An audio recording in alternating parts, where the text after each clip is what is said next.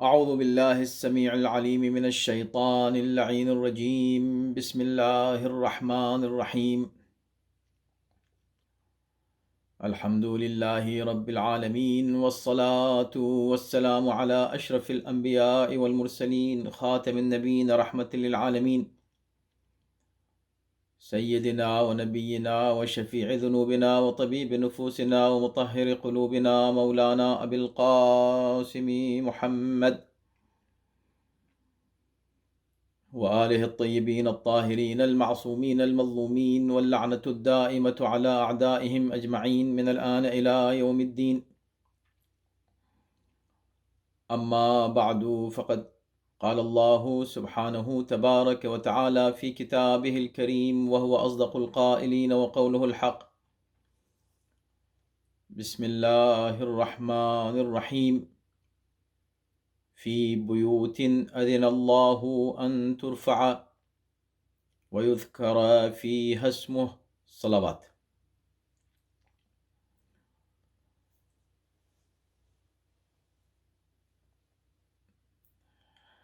قرآن مجید میں اللہ نے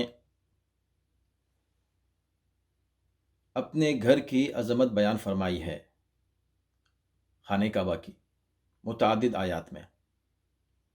ان اول بیت وضع للناس للذی ببکۃ مبارکا وہدی للعالمین. عالمین کے لیے اس کو ہدایت قرار دیا ہے. لیکن اس ایک گھر کے علاوہ کچھ گھر ایسے ہیں جن کی تعظیم کا حکم اللہ نے دیا ہے. فی بیوتن، اور یہ جمع کا صیغہ استعمال کیا گیا ہے بیوت، یعنی اللہ کے گھر کے علاوہ بھی کچھ ایسے گھر ہیں جن کی تعظیم تمام مسلمانوں پر اور مؤمنین پر لازم ہے. سورہ نور کی آیت نمبر 36 ہے جس میں ان گھروں کا ذکر کیا گیا ہے. اس سے پہلے کی آیت میں اللہ نور السماوات والارض مثل نورہ کمشکات، اللہ نے اپنے نور کی مثال دی ہے اور فرمایا ہے کہ اللہ جو ہے وہ زمین و آسمان کا نور ہے. اس نور کو گویا ایک چراغ میں آپ دیکھیں، یہ نور ایک چراغ ہے. ایک چراغ میں فی مصباح، المصباح فی زجاجۃ، یہ پوری آیت ہے. اور اس کے بعد پھر یہ نور جو اس چراغ میں ہے یہ کہاں ملے گا؟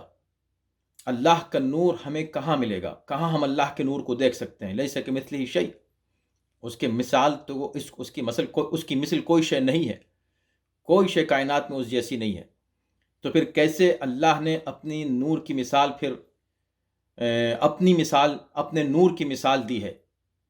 اللہ کا نور ہے. کیا ہے اللہ کا نور؟ یہ اللہ کا نور کہاں ملے گا؟ فی بیوتن، یہ اللہ کا نور ملے گا ایسے گھروں میں کہ اذن اللہ ان ترفع، ان گھروں میں اللہ کا نور ملے گا کہ جن کی تعظیم کا اللہ نے حکم دیا ہے، کو ان کی تعظیم کی جائے، ان کا احترام کیا جائے. یہ کون سے گھر ہیں جن کی تعظیم کا اللہ نے حکم دیا ہے؟ اور یہ کون سے گھر ہیں جہاں پر اللہ کا نور ہم کو مل سکتا ہے؟ تو جب یہ آیت نازل ہوئی تو مفسرین نے لکھا ہے اور فریقین اس پر متفق ہیں. ثعلبی نے جو معروف مفسر ہیں انہوں نے اپنی تفسیر میں اس روایت کو نقل کیا ہے کہ جب یہ آیت نازل ہوئی تو لوگوں نے پیغمبر اسلام سے پوچھا کہ یا رسول اللہ یہ کون سے گھر ہیں؟ تو فرمایا بیوت الانبیاء، انبیاء کے گھر ہیں. جب پیغمبر نے یہ فرما دیا کہ یہ انبیاء کے گھر ہیں تو اس وقت ایک اور سوال پیغمبر سے ہوا کہ کیا یہ گھر بھی انہی گھروں میں شامل ہے؟ اور اشارہ کیا گیا علی و فاطمہ کے گھر کی طرف. پیغمبر نے فرمایا نعم من افاضلیہ، یقیناً علی و فاطمہ کا گھر انبیاء کے ان گھروں میں افضل ترین گھروں میں سے ایک ہے. افضل ترین گھر ہے یہ وہ گھر انبیاء کے گھروں میں.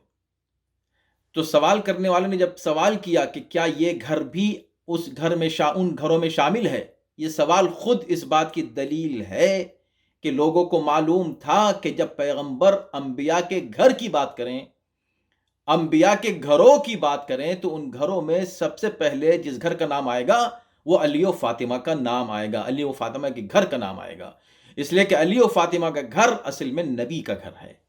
اور اسی وجہ سے اہل بیت اگر کوئی کہلانے کے مستحق ہیں تو صرف وہ لوگ ہیں جو اس گھر میں ملیں گے، اس گھر کے لوگ اہل بیت رسول مانے جائیں گے۔ صلوات بھیجو محمد و آل محمد۔ عزیزان محترم،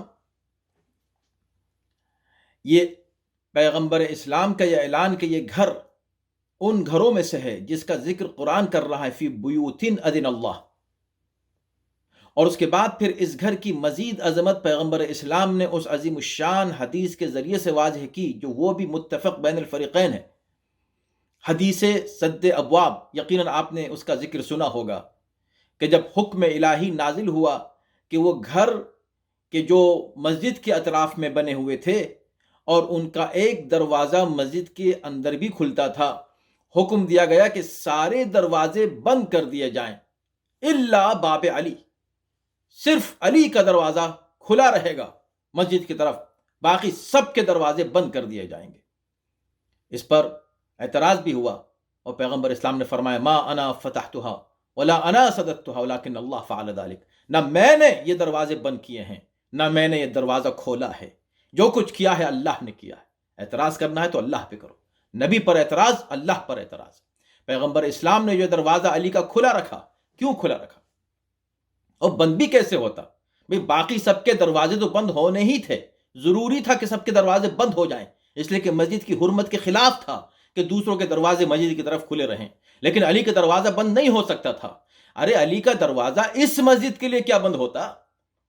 علی تو وہ ہیں کہ جن کے لیے خانہ کعبہ میں نیا در بن گیا، نیا در خانہ کعبہ میں بن سکتا ہے، تو یہاں پر دروازہ کیسے بند ہو جائے گا علی کے لیے؟ یہاں پر بھی علی کے لیے دروازہ، چونکہ اللہ کا گھر ہے، مسجد اللہ کا گھر ہے، مسجد اللہ کا گھر ہے، اللہ کے گھر کے لیے علی کا دروازہ بند نہیں ہو سکتا، لہذا صرف علی کا دروازہ کھلا رہا، باقی سب دروازے بند ہو گئے۔ اور پھر پیغمبر اسلام نے جب سب دروازوں کو بند کیا اور علی کے دروازے کا استثناء فرمایا تو یہ بھی کہا علی سے، اسکن طاہرا و مطہرا، یا علی آپ رہیے اسی گھر میں اور اسی انداز سے آپ کا گھر کھلا رہے گا، دروازہ کھلا رہے گا، آپ مسجد میں آ جا سکتے ہیں، اس لیے کہ آپ طاہر بھی ہیں، آپ مطہر بھی ہیں۔ یعنی وہ راز بھی پیغمبر اسلام نے بتا دیا کہ کیوں سب کے دروازے بند کر دیے گئے ہیں۔ سب کے دروازے اس لیے بند کیے گئے ہیں اس لیے کہ مسجد کا ایک احترام ہے، مسجد میں بغیر طہارت کے کوئی داخل نہیں ہو سکتا، اور انسان کبھی پاک ہے کبھی ناپاک ہے، کبھی طاہر ہے کبھی نجس ہے، لہٰذا وہ انسان جو کبھی طاہر کبھی نجس ہو وہ مسجد میں اس کا دروازہ کھلا نہیں رہ سکتا، اس لیے کہ اس کے گھر کی فضا بھی اس فضا میں شامل نہیں ہو سکتی۔ مسجد اور ہے، اس کا گھر اور ہے، لیکن علی کا معاملہ چونکہ طہارت کی اس منزل پر ہے کہ جس کا اعلان قدرت کر چکی ہے، انما یرید اللہ لیذھب عنکم الرجس اہل البیت، اہل بیت کو اتنا پاک اور پاکیزہ قرار دیا ہے کہ اب ان کے گھر میں اور مسجد کے گھر میں کوئی فرق ہی نہیں رہ جاتا، اس لیے کہ ان کا گھر بھی اتنا ہی پاک ہے، اتنا ہی عظیم ہے، اتنا ہی مکرم ہے، اتنا ہی محترم ہے جتنا مسجد محترم و مکرم ہے۔ مسجد کا اور مسجد میں اور علی کے گھر میں اگر کوئی فرق ہوتا تو خدا علی کا دروازہ بھی بند کرتا، لیکن علی کا دروازہ کھلا رہنا اس بات کی دلیل ہے کہ جو حرمت علی کے گھر کی ہے وہی حرمت مسجد کی ہے، جو مسجد کی ہے وہی علی کے گھر کی ہے۔ جتنی طہارت یہاں ضروری ہے اتنی طہارت وہاں ضروری ہے، لیکن علی کے گھر میں سب جو رہنے والے ہیں سب کے سب پاک اور پاکیزہ ہیں، اور اتنے ہی پاک ہیں کہ وہ ہر موقع پر مسجد میں آ بھی سکتے ہیں، مسجد سے جا بھی سکتے ہیں۔ مسجد گویا ان کے گھر کا ایک حصہ ہے، ان کا گھر مسجد کا ایک حصہ ہے۔ یعنی ہم یہ کہہ سکتے ہیں کہ علی خانہ کعبہ میں پیدا ہوئے۔ خانہ کعبہ میں پیدا ہونا یقیناً ایک بڑی فضیلت ہے، لیکن یہ فضیلت علی سے زیادہ کعبے کی ہے کہ اس میں علی پیدا ہوئے۔ یہ لوگ اس کا انکار کرتے ہیں نا کہ علی کعبے میں پیدا ہوئے کہ نہیں ہوئے، اس بحث کی ضرورت ہی نہیں ہے۔ خانہ کعبہ کی عظمت یہ ہے کہ علی اس میں پیدا ہوئے، اور نہ صرف علی پیدا ہوئے جتنے معصومین ہیں جہاں پیدا ہوتے ہیں، خدا نے ایک نمونہ دکھا دیا کہ دیکھو یہ علی یہاں پیدا ہوئے نا، اب علی جیسا جو بھی ہوگا وہ جہاں بھی پیدا ہوگا اس کی جائے ولادت ایسی ہی ہوگی جیسے علی کی ہے، اس کی حرمت اس سے کم نہیں ہوگی۔ لہذا حسن بھی ایسی جگہ پیدا ہوئے ہیں جو کعبے کی طرح ہے، حسین بھی ایسی جگہ پیدا ہوئے جو کعبے کی طرح ہے۔ لہذا فاطمہ کا گھر اتنا عظیم گھر ہے کہ اس میں جو معصومین پیدا ہو رہے ہیں وہ گھر اتنا پاک اور پاکیزہ ہے کہ وہ مسجد کا حصہ بن رہا ہے۔ اس کا مطلب یہ ہے کہ یہاں بھی جو بچے پیدا ہو رہے ہیں وہ ایسے ہی ہیں جیسے فاطمہ بنت اسد کا فرزند پیدا ہوا تھا۔ اور یہ تو کمال علی ہے، علی کی عظمت ہے، ان کی زندگی کا کمال ہے کہ مسجد میں پیدا ہوئے اور مسجد ہی میں شہید ہوئے۔ زندگی ملی تو مسجد میں، زندگی اللہ کے حوالے کر دی تو مسجد میں۔ یعنی پیغمبر اسلام کو جب اللہ نے معراج عطا کی تو فرمایا من المسجد الحرام الى المسجد الاقصی، مسجد حرام سے مسجد اقصی کی طرف تم کو لے کر جا رہے ہیں۔ یہ مسجد الحرام سے مسجد اقصی کا سفر یہی معراج کہلایا، یہی اسراء کہلایا۔ یعنی معراج نبی کیا ہے؟ ایک مسجد سے سفر ایک مسجد تک، من المسجد الحرام الى المسجد الاقصی الذي بارکنا حولہ۔ اس کا مطلب یہ ہو کہ مسجد سے مسجد کا سفر معراج ہے۔ کیا کہنے اس ذات گرامی کے جس کی پوری زندگی معراج بن جائے۔ زندگی کا سفر شروع ہوا مسجد سے، تمام ہوا مسجد پر۔ یہ کمال صرف علی کا ہے پوری کائنات میں اور کسی کا نہیں۔ صلوات بھیجے محمد و آل محمد۔ اذان محترم، ایسا گھر جس کی تعریف قرآن نے کی ہو،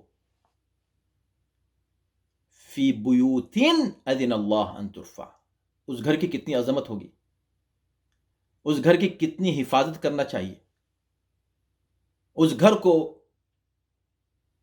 کتنے اہتمام کے ساتھ پریزرو کرنے کی ضرورت ہے۔ وہ گھر کہاں ہے؟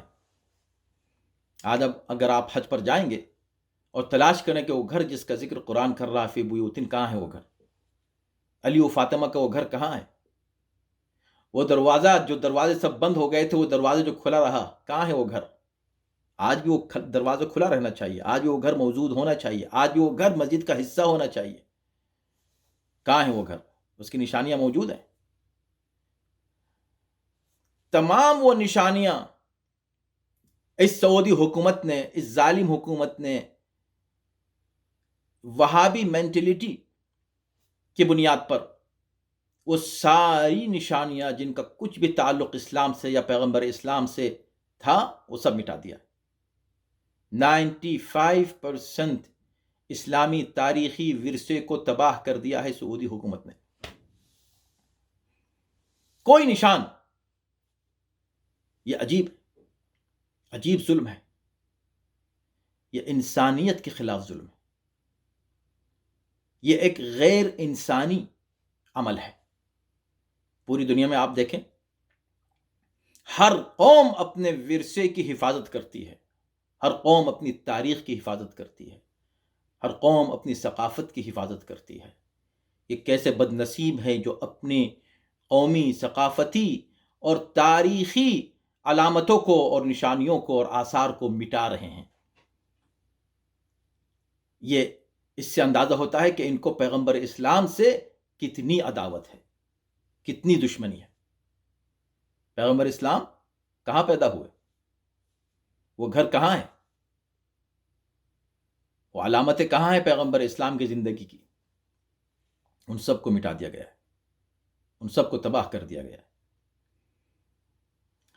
قبریں تو چھوڑ دی جاتی ہیں۔ دنیا کی کون سی قوم ہے جو اس جرم کو برداشت کرے گی کہ وہ قبروں کو مسمار کر دیا جائے؟ اس ظالم حکومت نے مقدس شخصیات کی قبروں کو مسمار کیا۔ 2 بڑے قبرستان ہیں، جنت البقیع ہے، جنت المعلی ہے۔ جنت المعلی میں جناب خدیجہ اور جناب ابو طالب اور پیغمبر اسلام کے آباء و اجداد کی قبریں ہیں، اور جنت البقیع میں پیغمبر اسلام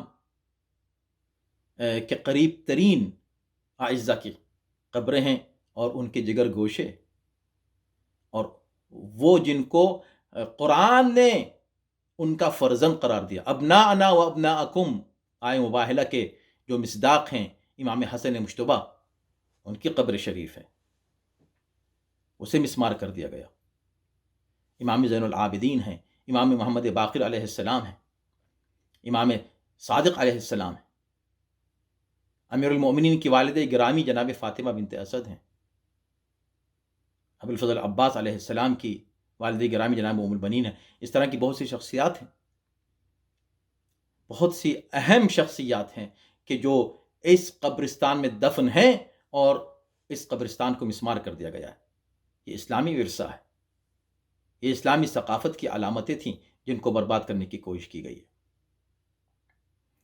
اور ظاہر سی بات ہے کہ نہ صرف انسانی اور اخلاقی اور سیاسی اور ثقافتی اور سماجی بنیاد پر یہ ایک جرم ہے، بلکہ اسلامی اور دینی اور مذہبی بنیاد پر بھی ایک بہت بڑا ظلم بھی ہے اور جرم بھی ہے جو سعودی حکومت نے کیا ہے ان مقامات کو مسمار کر کے. جنت البقیع خاص طور پر جنت البقیع کو مسمار جو کیا گیا ہے، کس بنیاد پر؟ ظاہر سی بات ہے کہ یہ وہ وقت نہیں ہے، موقع نہیں ہے کہ ہم آپ کے سامنے قرآن اور احادیث اور سیرت اور تاریخ کی روشنی میں وہ دلائل پیش کریں کہ یہ جو کچھ کیا گیا ہے ایک بہت بڑا جرم ہے اور سب اسلام کے نام پر کیا گیا.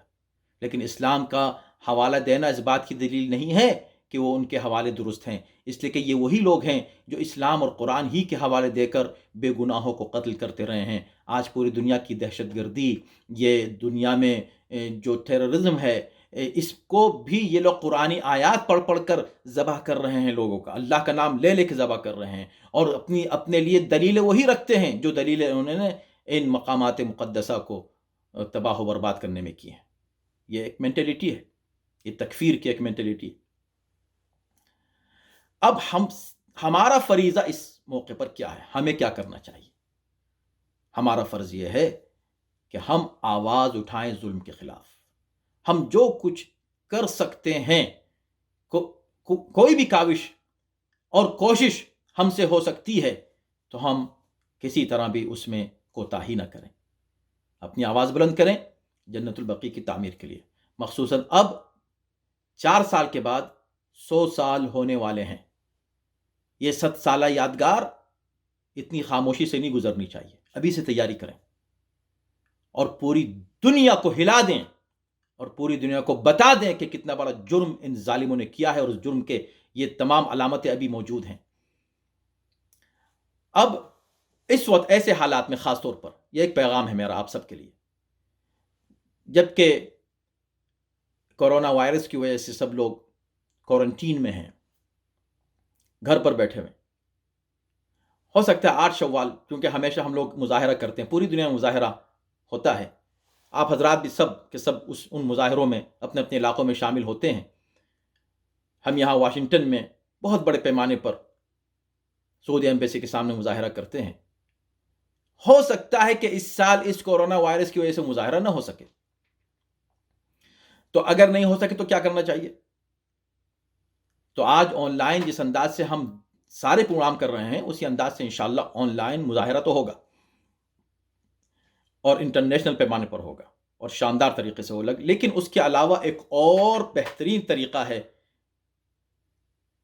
اپنی آواز دنیا تک پہنچانے کا، اور وہ یہ ہے کہ اس موقع پر اس کورونا وائرس کی وجہ سے جو پریشانی عالم انسانیت کو ہے، اس وقت تمام انسانوں کو ہے، اس بات سے قطع نظر کہ وہ کس مذہب یا ملت کے ماننے والے ہیں یا کس ملک کے رہنے والے ہیں، کلر، کریڈ اور کنٹری کو نہ دیکھتے ہوئے انسان دیکھیں کہ انسان پریشان ہے. ان کی پریشانی میں ہمیں ان کا ساتھ دینا ہے، ہم ان کی کچھ مدد کریں، اور یہ مدد ہم کریں پوری دنیا میں جہاں جہاں بھی مؤمنین ہیں، اور وہ لوگ کہ جن کو ذرا بھی ہمدردی ہے جنت البقیع سے اور جنت البقیع کی تعمیر کے لیے وہ کاوش میں شامل اور تحریک میں شامل ہونا چاہتے ہیں، وہ اس تحریک میں شامل ہوں کہ ہم گلوبل بقیع ریلیف موومنٹ چلائیں، اور اس موومنٹ کے تحت پوری دنیا میں ٹیمیں ہماری ہوں جو ہر شہر میں، ہر گاؤں دیہات میں، جہاں جہاں پر بھی آپ ہوں، آپ گھر سے باہر بہت دور نہیں نکل سکتے، سفر نہیں کر سکتے، لیکن اپنے محلے میں کچھ آپ امدادی سامان پہنچا سکتے ہیں، تبرک کے طور پر ہی صحیح۔ اور اس میں مذہب و ملت مت دیکھیے، آپ کے اطراف میں جو بھی ہوں، اگر ہر مومن یہ سوچے کہ میں 4 یا 5 افراد کو یہ ایک پیکٹ جو ہے کھانے کا یا ضرورتوں کے سامان کا میں اس کو پہنچا دوں اور اس کے ساتھ ایک کارڈ لگا دوں کہ یہ جنت البقیع میں مدفون جو ائمہ ہیں ان کی یادگار میں ہم آپ کی خدمت میں یہ پیش کر رہے ہیں، تو یقیناً اس کا بہت بڑا اثر ہوگا۔ تو ایک تحریک کے طور پر مدد کریں، کیوں؟ اس لیے کہ اس میں جو دفن ہیں امام حسن مجتبی، ان کا دسترخوان ہمیشہ کھلا رہا۔ امام زین العابدین آپ کی جب شہادت ہوئی ہے تب لوگوں کو معلوم ہوا کہ کتنے یتیموں کو، غریبوں کو، بیواؤں کو اور ضرورت مندوں کو راتوں کو کھانا پہنچایا کرتے تھے۔ امام محمد باقر بھی اسی طرح، امام صادق بھی اسی انداز سے مسلسل غریبوں کی مدد کرتے رہے ہیں۔ اماموں کی یہ سیرت رہی ہے کہ وہ غریبوں کی ہمیشہ انہوں نے مدد کی ہے، اور وہ اپنے پیغام کو اس انداز سے امت تک پہنچاتے رہے ہیں، انسانیت تک پہنچاتے رہے ہیں۔ انسانیت کی ہمدردی یہاں ملے گی آپ کو ان اماموں میں، تو ہم بھی ان کی سیرت پر عمل کرتے ہوئے مواسات کا یہ بہترین طریقہ ہے، اور یہ احتجاج کا بھی ایک طریقہ ہے کہ جن پر ظلم کیا گیا ہے ہم ان کے نام سے آج ضرورت مندوں کو یہ امدادی سامان جو ہے مہیا کریں اور ان تک پہنچائیں جہاں جہاں بھی ہیں، ایک تحریک کی شکل میں۔ یہ کوئی تنظیم نہیں، تنظیم کے انداز میں نہیں، بلکہ ایک تحریک کی شکل میں کہ جہاں جہاں مومنین ہیں وہ 8 شوال کو ضرور یہ ایک طرح کا جو ہے ایک پیکٹ لوگوں کو، اپنے محلے کے لوگوں کو پہنچا دیں، چاہے ان کا کوئی بھی مذہب و ملت سے تعلق ہو، اور اس میں یہ نوٹ لگا دیں کہ یہ ہم نے بقی کے نام سے یہ ریلیف تحریک چلائی ہے، اور اس تحریک میں جو لوگ، جو بھی مومن ہے اور خود کو کسی طرح بھی ہمدرد سمجھتا ہے اس تحریک کا، وہ شامل ہو جائے، اس لیے کہ ہمارے اماموں کی سیرت رہی ہے۔ بس میں اپنی گفتگو کو یہاں تمام کروں گا اس حوالے سے کہ جو تاریخیں چل رہی ہیں، امیر المؤمنین میرے مولا، میرے آقا، مظلوم، اول مظلوم و اول من غصب حقہ، زیارت میں ہم پڑھتے ہیں پہلا مظلوم ہے میرا مولا امیر المؤمنین۔ ان کی مظلومیت کا، جیسے ان کے فضائل کی کوئی حدیں نہیں ہیں، ایسے امیر المؤمنین کی مصیبتوں کی کوئی حدیں نہیں ہیں۔ جب آپ کی شہادت ہوئی ہے اس وقت کوفے کے یتیموں کو پتہ چلا کہ راتوں کو جو آ کے کھانا پہنچا دیا کرتا تھا وہ ہمارا آقا اور مولا علی تھے۔ خاموشی سے جاتے تھے اور ان کی مدد کرتے تھے۔ بس ایک ہی واقعہ پیش کر کے آپ کی زحمت تمام کروں گا، اور وہ یہ کہ تاریخ میں لکھا ہے کہ جب میرے آقا کے سر پر ضربت لگی ہے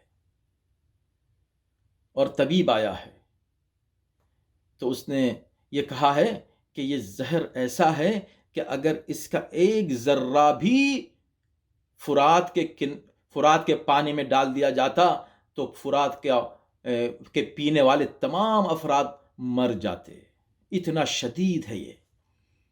اور اب امام کو جو تکلیف ہے، یہ تکلیف کی کمی صرف اس صورت میں ہو سکتی ہے کہ آقا کی خدمت میں تھوڑا سا دودھ پیش کیا جائے۔ بس یہ خبر کسی طرح کوفے والوں کو مل گئی۔ تاریخ کہتی ہے کہ تھوڑی دیر میں ایک جمع غفیر بچوں کا جمع ہو گیا مولا کے دروازے کے سامنے۔ کیا دیکھا کہ چھوٹے چھوٹے بچے اپنے ہاتھوں میں کوزے لیے ہوئے چلے آ گئے ہیں۔ کیا ہے ہاتھوں میں؟ دودھ ہے۔ کیوں لے کر آئے ہو؟ کہا ہم کو پتہ چلا ہے کہ طبیب نے کہا کہ مولا کو سکون اس دودھ پینے سے ملے گا، لہٰذا ہم یہ دودھ لے کر آ گئے ہیں۔ میں کہوں گا کوفے کے بچوں، علی کو دودھ کی ضرورت نہیں ہے، اسی کوفے کے قریب کربلا ہے۔ کربلا میں ایک دن ایسا وقت آئے گا جب ایک چھوٹا سا بچہ ہوگا جس کی ماں کا دودھ خشک ہو جائے گا، بچہ پیاسا ہوگا، ارے کچھ موقع ہو تو دودھ وہاں پہنچا دو، علی اصغر تک پہنچ جائے، علی کو ضرورت نہیں ہے، علی اصغر کو دودھ پہنچا دیا جائے، کوئی ان کو پانی پہنچا دے۔ تیرے سے شعبہ آتا ہے اور بچہ باپ کے ہاتھوں پر منقلب ہو جاتا ہے۔ وَسَيَعْلَمُ الَّذِينَ ظَلَمُوا أَيَّ مُنْقَلِبٍ يَنْقَلِبُونَ وآخر دعوانا ان الحمد للہ رب العالمین.